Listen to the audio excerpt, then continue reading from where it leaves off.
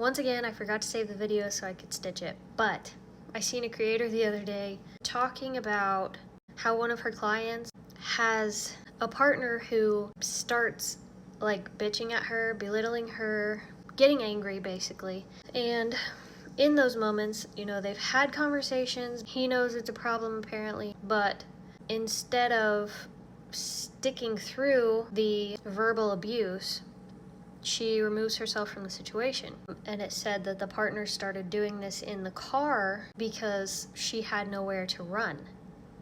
She couldn't get away if it happens when they're in a moving vehicle.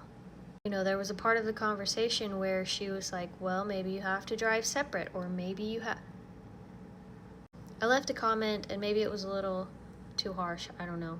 Because I know from experience the situation is hard. You can't just leave. It's not that simple. I know that. So I'm not victim blaming here. But if you don't feel safe enough around your partner to ride in a vehicle with them, leave. I'm telling you, that is a huge, huge sign. Your body's not in survival mode or fight or flight mode for no fucking reason. This person is heavily toxic and you don't deserve that. I don't care what you've done, how much they make you think that you've messed up and you need to be belittled and talked down to because you don't know what the fuck you're doing. No one should be talking to you this way. Ever. It gets me heated because for a long time I didn't know that that was abuse.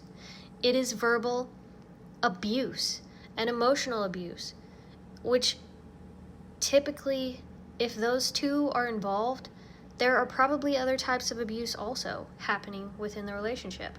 This is your sign to get yourself out of there. Like, I'm telling you, it's only gonna get worse. There is no reason. I know maybe financially you feel like you can't leave, or you'll have kids together, court's gonna be a huge mess. And you're right, it is gonna be a huge mess. But I'm telling you, it's worth it. Living in that situation for the rest of your life, because you know they're not gonna change. It's not worth wasting your happiness on being with people who treat you that way.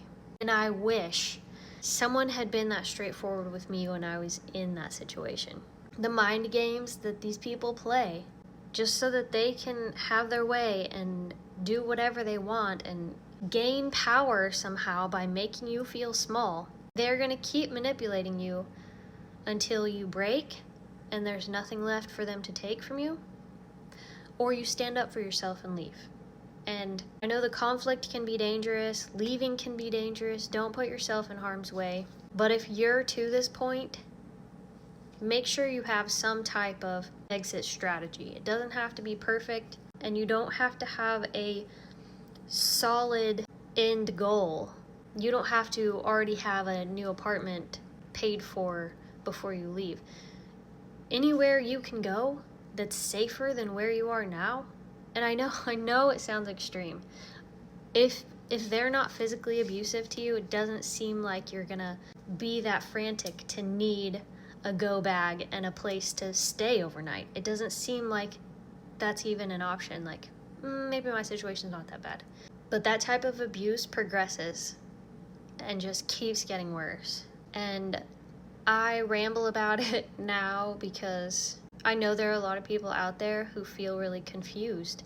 And if there's not other people talking about it, you also probably feel alone.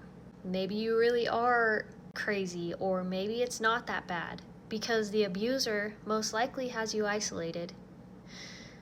You don't have anyone to like bounce these ideas off of and someone to give you a little reassurance that you don't deserve to be treated that way. And I know some of my videos are probably me saying the same things in different ways. And it sounds like most of the time I'm just telling people to get out of there, to leave, that there is no other option.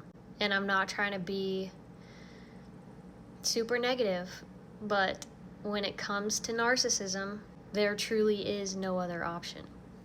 As bad as you want them to change and be the person you think they could be, as much as they tell you they're going to change and they're sorry and they'll never do it again, it's impossible.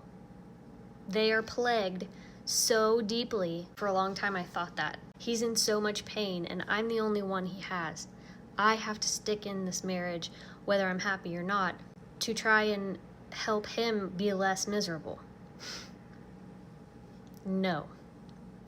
Don't do that to yourself. It's not worth it, and it will just end in a way worse place than you're already in. I can't tell you end it now because everyone has to go through their process, and your process may be longer, your process may be shorter. You have to make that decision for yourself, otherwise you'll either keep going back or you'll always wonder if you could have eventually made it work, or you'll see them happy with a new supply and think that they've changed, and it's not. I promise you, it's never that simple. I know it's a hard decision to make, and I hope you're having a good day, and that you push through the bullshit and don't keep staying with someone that you don't feel safe riding in a car with. The fuck? Love you, bye.